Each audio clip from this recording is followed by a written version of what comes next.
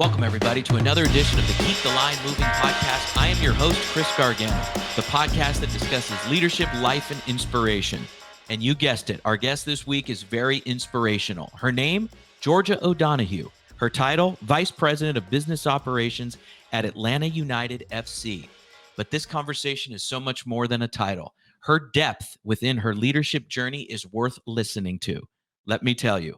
It began in her childhood, where she was a standout athlete. She then went to the University of Georgia, where she took a 2-year leadership program, in addition to majoring in business administration, economics, and marketing, and to where she is now.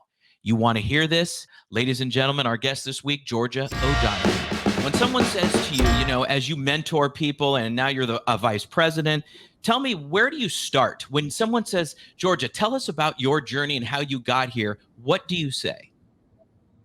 I always tell them where I came from first. For me, my hometown, I'm from Atlanta, born and raised. We are a little bit of a unicorn these days. It's such a melting pot of a city, but I always start there because I love this town. I love this city. And that's part of the reason why I am where I am today.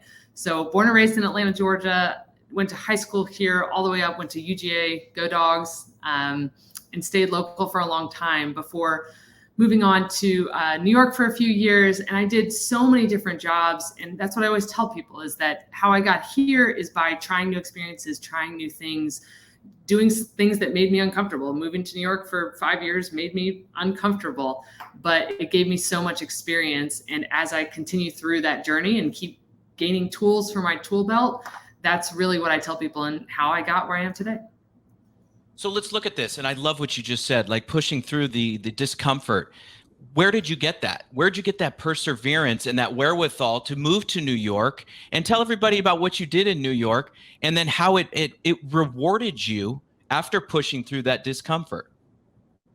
It's so funny. So I started my career here in Atlanta at Turner Sports. I was in a brand strategy role, a marketing strategy role, where we were really trying to see how can we connect more people with sports. And I remember that was a year-long internship program. And at the end of the internship program, there was no spot for me in the department. So I was looking for my next role, and I ended up being offered this role with CNN.com in New York City, also within the Turner family of businesses. And I remember going to lunch with my dad, and he sat me down on Peachtree Street. We were sitting there having a lovely lunch. And I said, Dad, I got a job offer in New York City. And I burst into tears. And because I didn't want to go, right? That made me uncomfortable. It was something that I didn't know what was going to happen and how long I would be there. And I'd visited, but living in New York versus living in Atlanta are two very different things. And so, and I just remember him telling me, you have to go. You absolutely have to do this because of the fact that you're so upset about the idea of it right now.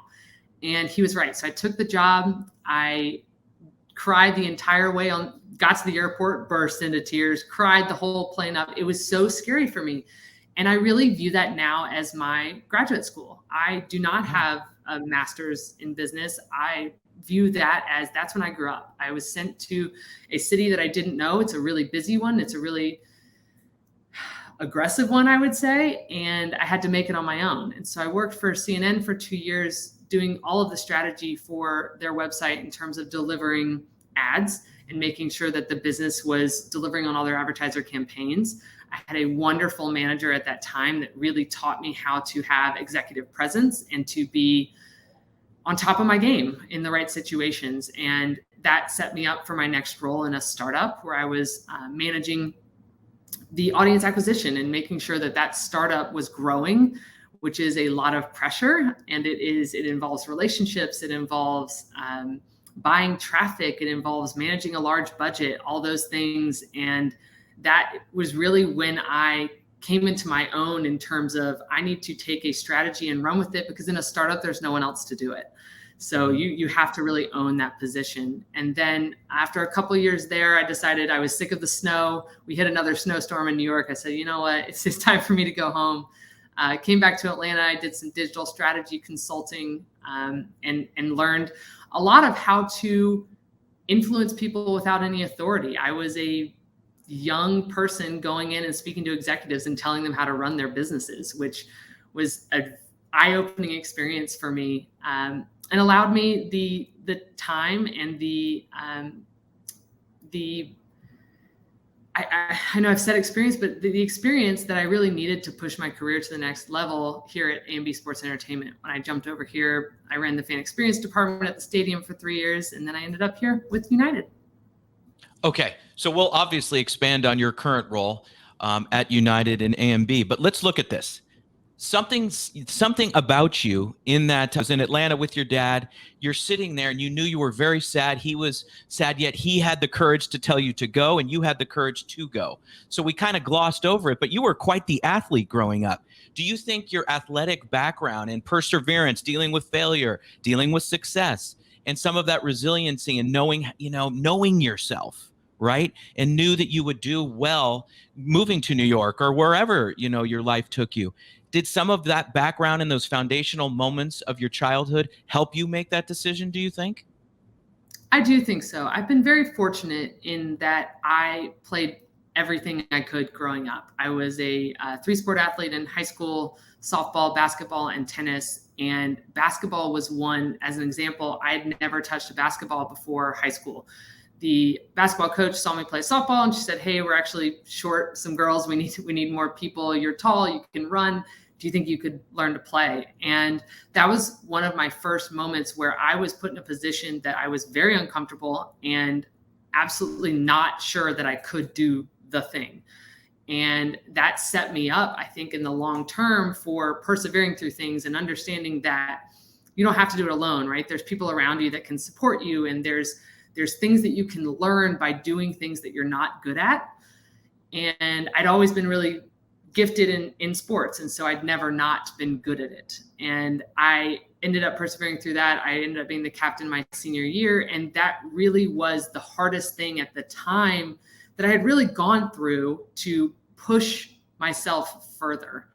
And I do think that background, especially the idea in a game or in a tournament that you might not be winning all the time, how do you not only persevere through that game, but then persevere to make yourself go to the next game when the last one wasn't very fun? And I really view that as that's the reason why I work in sports today as well. I think it's a mindset that if you have, I think you'll be successful in a lot of areas. You said so many great things there. And one of them I want to highlight: you don't have to do it alone. Now, you knew you would be thrust into an environment at CNN where you would have a ton of coworkers. How much did that play into it, knowing that, you have the personality? You became team captain of your team in high school, as you just said. How did you think about that and know that, okay, I'm going to be thrust into an area with people I don't know from all over the country, perhaps all over the world, knowing that I am good at forming relationships, making connections, and that will lead to mutual success? Was that part of your thought process? Absolutely. Relationships are everything. In this business, in any business, in life, relationships are everything. It is somebody to lean on, somebody to learn from, somebody to partner with to accomplish something. That is being on a team, right? That is being the freshman on the team and learning from the seniors. That is becoming the senior and mentoring the freshmen. That is all of you working towards a common goal. That is all related to teamwork, and it's all related to relationships. So the way that I viewed it is I had one friend in New York City, and I essentially called her and said, I'm moving there. Can you introduce me to your friends? She said, absolutely. Made a network that way, made a network at work just by being open and being, vulnerable to do that, putting yourself in situations you wouldn't normally, going to the happy hour where you may not know that many people. And that is how you will get through life, not just business, is building those relationships and having those people by your side. I just love that. But let's go back again, because your foundation is so strong. At Georgia, the University of Georgia, you were part of the Institute for Leadership Advancement, and you have a certificate in personal and organizational leadership. So during your undergrad, did you know you had a talent for leadership and relationship building? Or was that something you said, wow, you were walking by one day and you said, this looks cool? Or was it something that you really, really gravitated towards in a very organic way? I'd like to say in college, I had that much self-awareness and that much future vision. I think that would be a little bit of an exaggeration, but I was always a leader on my sports teams. I'm mostly a lead by example type of person at that time, and really trying to push the group to reach the potential. my older sister had actually gone through the program, and I saw what it had done for her. And it does a lot of introspective work and understanding who you are and how you tick, so that you can understand other people and how they tick. And so I applied for the program really based on the fact that she had had a great experience with it. And I had one too. It's a really awesome thing that the Terry College of Business that it provides. I made wonderful friends through that I'm still in touch with today. And it did so much introspective work. I really learned about myself and what that means for me as a leader, and how that means I can put my best self out there to achieve, again, to create a team that can achieve a common goal. So, Georgia, tell us about your job now, where you are now, what your role is, what your title is, and how much you've enjoyed being part of it, because that is something you have shared with me, that you are in a very good place right now. You're really enjoying what you're doing, and that is extremely refreshing in today's day and age to hear that. Yeah, so my role, I'm Vice President of Business Operations for Atlanta United. We are a MLS Major League Soccer team down in Atlanta, Georgia. We've been around since 2017 was when we first kicked the ball, but several folks started in this company in 2015. My first week with the company, with A&B Sports Entertainment, which is the overarching group, was the same week in 2017 that Mercedes-Benz Stadium opened. And my first event running as manager of fan experience was the first event that the building had. I do not recommend that being your first week. That was a challenging first week. It truly down to, do all the lights work, right? And how can we make sure that people are getting into this building, this shiny, new, beautiful, amazing building, and make it perfect? And I did that for several years. I really very much enjoyed it. And then actually a leader that I really respected and valued from my time at Turner Sports many years ago asked me to come over to Atlanta United. And that was in 2020, right before the world shut down. In February of 2020, I took a new role. So if I had anything to do with that, I apologize. So took a new role in February of 2020 as the Director of Strategy and Operations for United. And that was my first role in really this business operations world. I've done a lot of strategy work. I worked on the operations side when doing fan experience. I understand those worlds, but this was my first chance to bridge the two together. And I worked with that leader, Katie Griggs. She's now the president of business operations for the Seattle Mariners.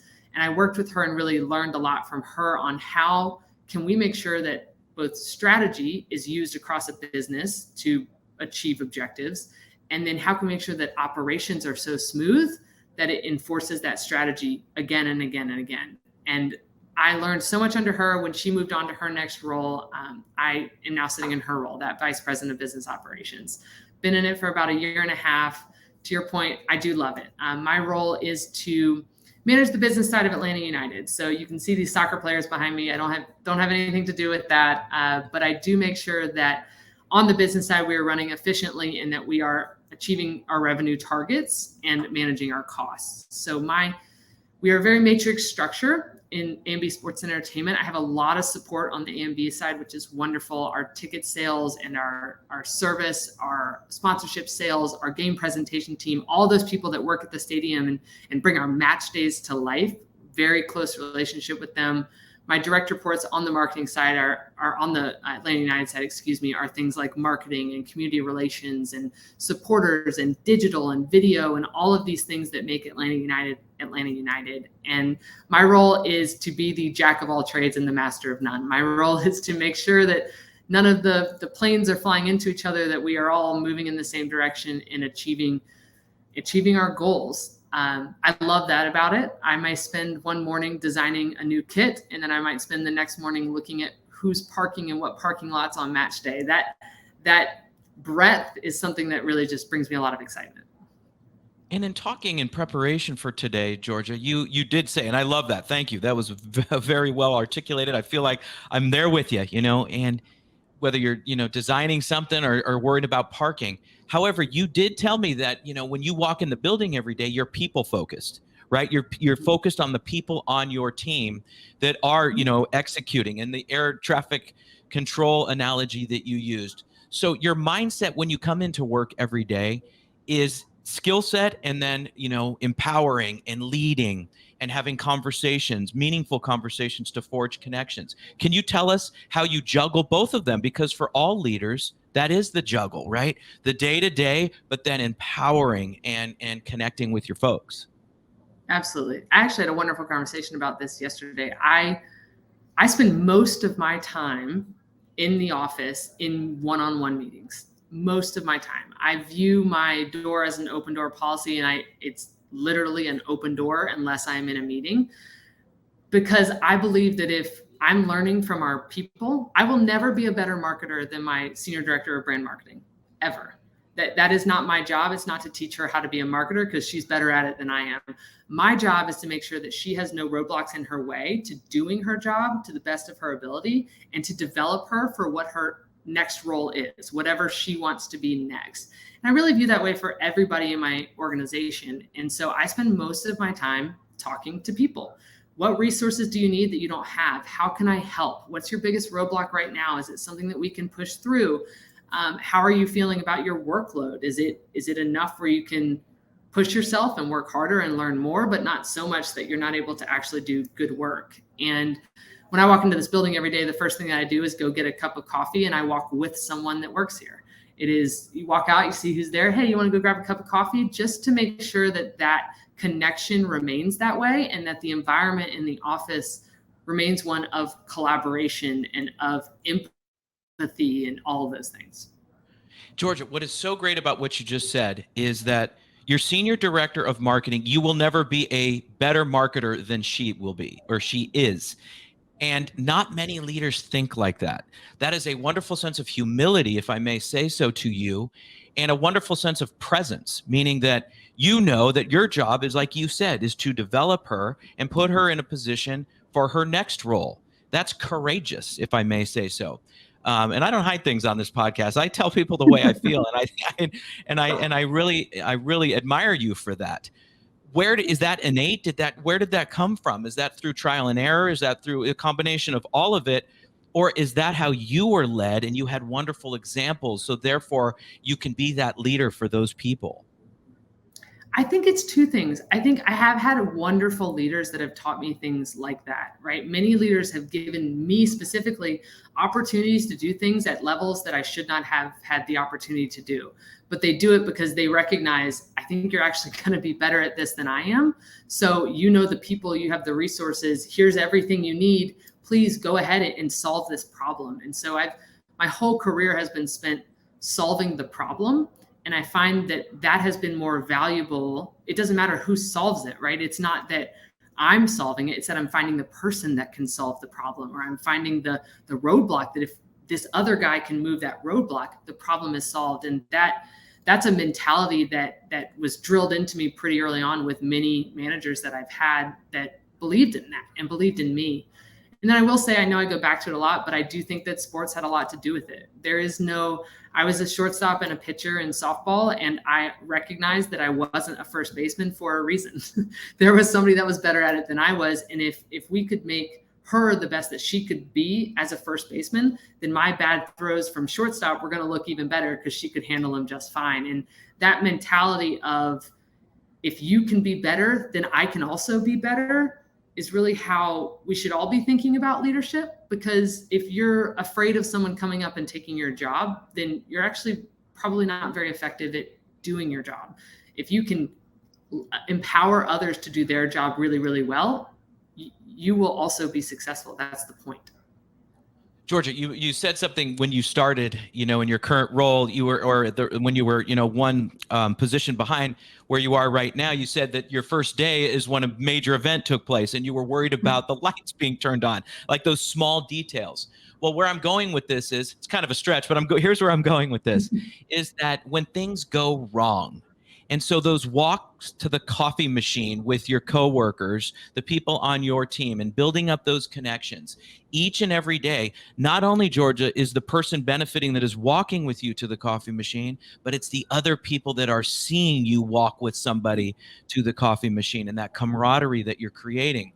So when my point is that the culture that you've established within your team and within the organization, when things do go wrong, because they do, and I ask guests this all the time, how do you deal with adversity? And is that relationship equity that you've built up helpful in moments like that? When they look at you for all the answers, how does it work, and how do you do that? My whole thing is trust. That is the one thing that I've kept sort of from my black and white view of the world. I still believe that I will be authentic no matter what. So you will not see a different side of me at any point in time. You know exactly what you're going to get from me. And I think that consistency builds trust, which builds a safe environment. I'll tell you, I think this was 2 years ago. This was definitely during the pandemic because I remember working from home, and I had a really young associate that was working for me that has now gone on to be a manager, and she's doing great. And she made a mistake. We were announcing a player signing, and we were doing 2 announcements in one day, a player signing, and I can't even remember what the other announcement was, but she mixed up the 2. And the player signing went about 4 hours before it was supposed to, and she sent an app push that I received on my phone and said, I really hope this is a test message because this isn't supposed to go for 4 hours. And I just gave it a second, and I got a phone call immediately after, and she was hysterically crying. And all I said was, thank you so much. I understand that this was a mistake and that it's already out. I need to go solve this, and then I'll get back with you. And just hung up with her, called my manager, called on my counterparts to make sure, okay, sorry, PR, you were going to go in 4 hours. I need you to go right now. Web, I need you to go right now. Marketing, need you to go right now. Are we all good? Everybody's great. And then I called her back and she was still just in fits. And I said, look, we all make mistakes. It's going to happen. The thing that you did perfectly right was you made the mistake and then you called me immediately. And I'm not mad at you, right? You are rewarded for coming and saying, I think I messed up. Help me solve it, because my job is to help you solve it. So what's great is we both did our jobs today. You did a thing. You made a mistake. You called me. We solved it together. And now we're done. Are you good?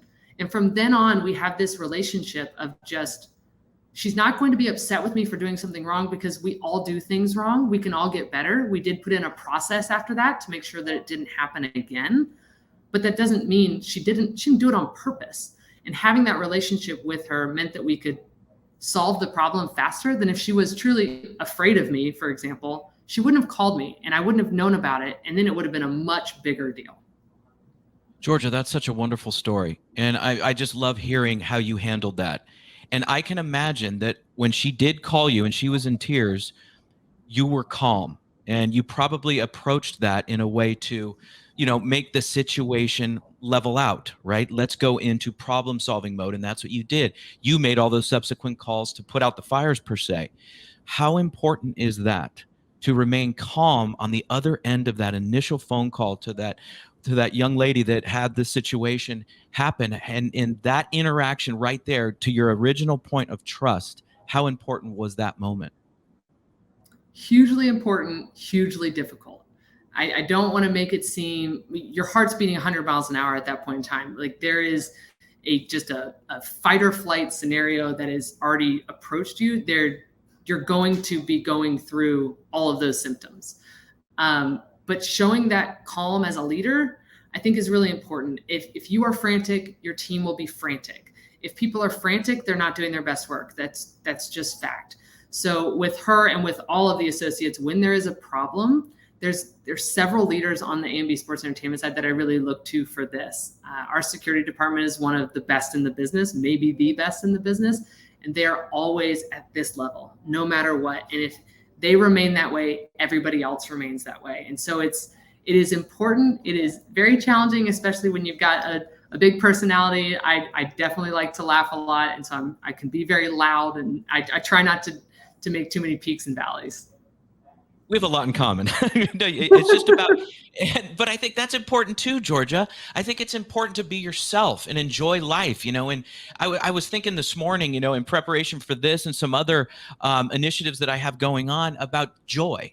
Having joy in your work and showing that joy. It's not going up to somebody and say, you should have joy, or having a meeting about, enjoyment, fulfillment, and gratification and all those, wonderful terms. It's about showing it. So let's talk about this, leading by example. You just brought it up. And tell me how you do that with your team. Whether you walk into a meeting, let's set the stage. How do you walk into a meeting, perhaps talking about a difficult situation or a very important situation?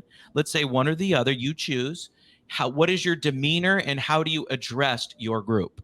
So usually when I'm walking into a tough conversation, I generally always try to create calm and create ease in the room first. It's all about just establishing that rapport. It's really about I learned this from my consulting days. It's really about getting people talking. Once somebody starts talking, they're already more comfortable. They feel more heard. They feel a part of the process. Talking at people doesn't work. They don't hear you. They hear what they want to hear, and they walk out maybe not getting the message that you intended them to get. So I always start with just, how are you doing? I know that you have a dog. Did y'all go out this weekend? The weather was gorgeous. And trying to understand that, look, we are here to have a conversation, and this isn't life altering. We're not saving lives in sports. We're trying to make a fun experience and an entertaining experience, and that should be fun for all of us. And so that's generally where I start. Before going into a conversation that's difficult, I'm pretty direct. I think that one of the mistakes that leaders make is that to be liked, you have to be nice all the time. And I don't think that's true. I think to be liked, you have to be respected. And I think to be respected, you have to be honest. So I will be very direct with anybody in those conversations about, these are my expectations. This is where you are, and this is the gap. How can we work together to solve that gap? And do you understand my expectations? That could be something as easy as, you don't understand where I'm trying to get you, and maybe that's on me and not on you. So taking some of that accountability, taking some of that ownership, and not just saying, you're doing a bad job, that's not going to work. It's trying to find, what's the motivator? Do you understand where we're trying to go? If that is yes, and I know the motivator is to be a part of a team, then I might try and find a mentor, right? Or I might try and find somebody that's done this before and say, why don't you work with that person, and let's get there together. But I think if you're not direct about that gap, if you're not willing to have that difficult conversation that says, you think you're here, but you're here for me and I need you here, then they're not going to get better. And as a leader, your team's going to be inefficient. Georgia, you remember Jimmy Johnson when he coached the Dallas Cowboys? He had Michael Irvin, Troy Aikman, and Emmitt Smith. And he readily admitted that he treated them different than the rest of the team. And the point I'm trying to make there is, certain people, and it's not just they're Hall of Famers, but it's the point I'm trying to make is, not one size fits all. So when you have somebody who thinks in an analytical way, or somebody who's more emotionally driven, or somebody who's in between, you have to modify the way you phrase things when you have those one-on-one meetings.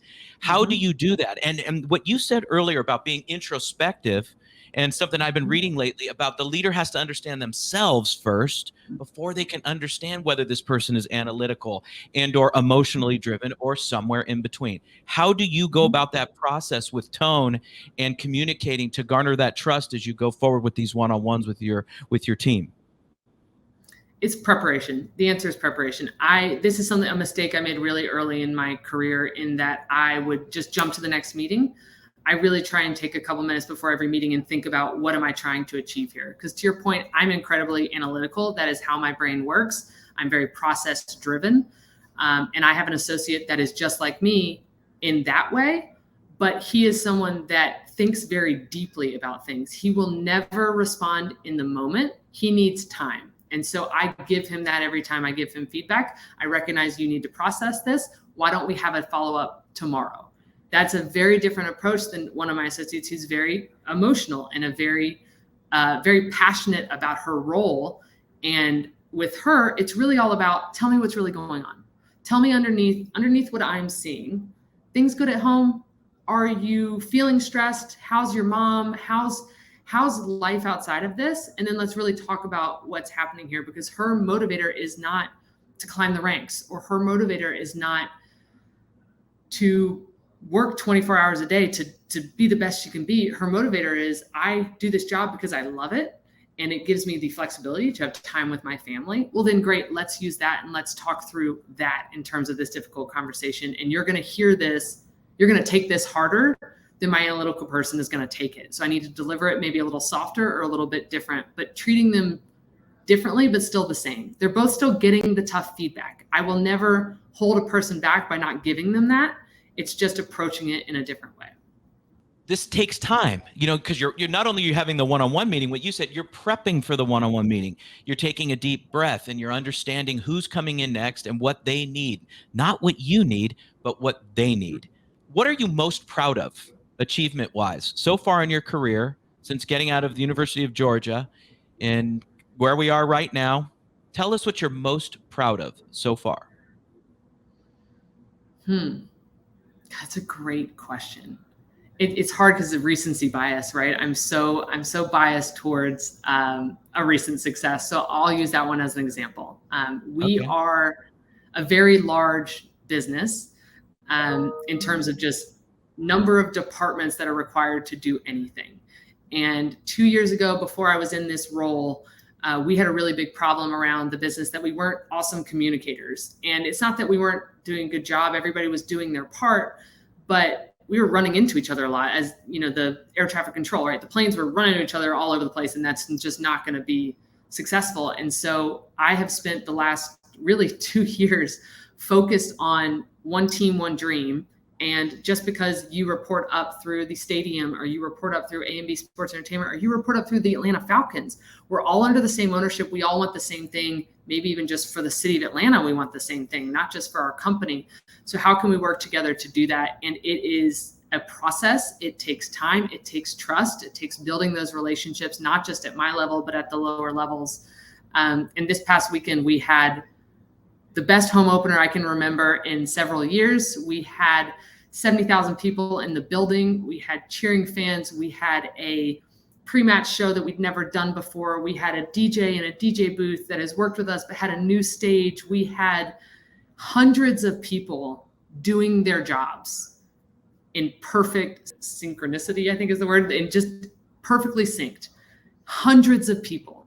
And I don't think anybody that goes to a major event recognizes that it takes hundreds of people knowing their job and putting it into place perfectly to make something like that work. And so I spent all weekend on this major high. I wouldn't stop talking about it. My husband was very annoyed.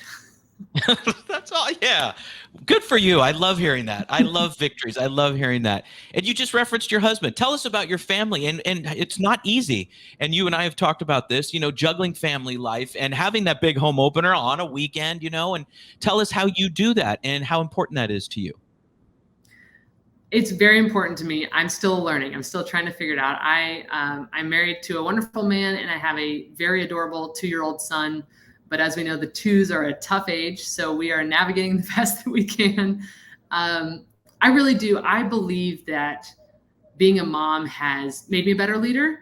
I am more empathetic. I'm a little bit more patient because you have to be with a 2-year-old. And it's made me manage my time even better. I was really efficient already, but now I have times in my day where I specifically tell my associates, my coworkers, my boss, please don't call me for me, it's 6 to 7:30. It is that time after work where I can have dinner with my husband and my son, and I can put my son to bed. And then for me, it's different for everybody, but for me, that hour and a half gives me enough time, and I'll work all night if I need to get something done. But it's that hour and a half that I'm not willing to budge on. And I tell all of the moms that work here with me, we have a mom's club. We meet once a month, once a quarter-ish, or we go out to lunch and we just talk about it. We talk about the challenges of it. We talk about how we've been able to solve it. We talk about how it's changed our marriage. We talked about how it's changed our leadership style. We talk about all these things because learning from other people that have done it is so important. I remember my first day back from maternity leave, my Katie Griggs, again, who's my boss at the time, she sent me flowers that landed on my desk the second I got in, and all the note said was, "It gets easier." And I knew who it was from because we talked about it. And it was the jolt that I needed from another woman who has young kids in an industry that is not a Monday through Friday 9 to 5. That's just not what we signed up for. And it was a great reminder that it was like, yes, today is hard. Today is hard. Tomorrow might be hard, but it gets easier. You get into a rhythm. You figure out what's important to you. You figure out how to do that balance. But it takes a bunch of people around you recognizing the importance of that as well. Wonderfully stated. And what I love so much about everything you just said, but you created a boundary. In that hour and a half at night to have dinner with your husband and your 2-year-old son is vitally important. So don't bother me. I think that's awesome. I really do. And I admire you for that. And also, again, you alluded to Katie again, the support from a great leader that you've had throughout your journey. Okay, now it's time for you to give advice. So somebody's at Georgia and they're sitting there and they want to get into leadership. They've really enjoyed this conversation. You specifically, what would you say to somebody who wants to embark on a similar career path as yourself, and eventually they want to lead and they think that they can do it? They were the captain of their softball team or whatever the case may be. what would you say? How would they go about it? I think it's two things. It's take risks. I think everybody talks about that. You grow when you're uncomfortable, and it's annoying, but it's true. It's so true. In the meetings where I'm uncomfortable, I am more alert. My posture is better. I'm more prepared. It teaches you a bunch of things. So be uncomfortable, find ways to make yourself uncomfortable. The better you are at it, the further you'll go. But the second thing that I'll say is be the answer, right? You don't need to be in a leadership position to be a leader. You don't need to be a manager. You don't need to be a director. You don't need it. What you need to be a leader is to be somebody that does the thing, gets the job done, solves the problem. If you raise your hand for opportunities, you will be viewed as that. And then other people will start to look at you and say, oh, wow. Oh, I see what she does. I see that she raised her hand to do this thing, not in her job description, or maybe not in even her company. She's doing this on her free time. And I'm seeing now that she's learning all these things, and oh, I want to be closer to her. I want to understand how she's doing this. And I want to be a part of this. And all of a sudden you're getting more leadership, right? People are starting to follow you, and be a part of that culture, build the culture that you want. And you're only going to do that by being the go-to person. Solve the problem. It doesn't matter what the problem is. If people can rely on you, then they will follow you. Georgia, fantastic. Thank you. Listen, remember what I said, and what you said, we have to be our authentic selves. And sometimes people say, wow, he really is authentic. And I just have to really thank you. This has been really wonderful. I really enjoyed getting to know you.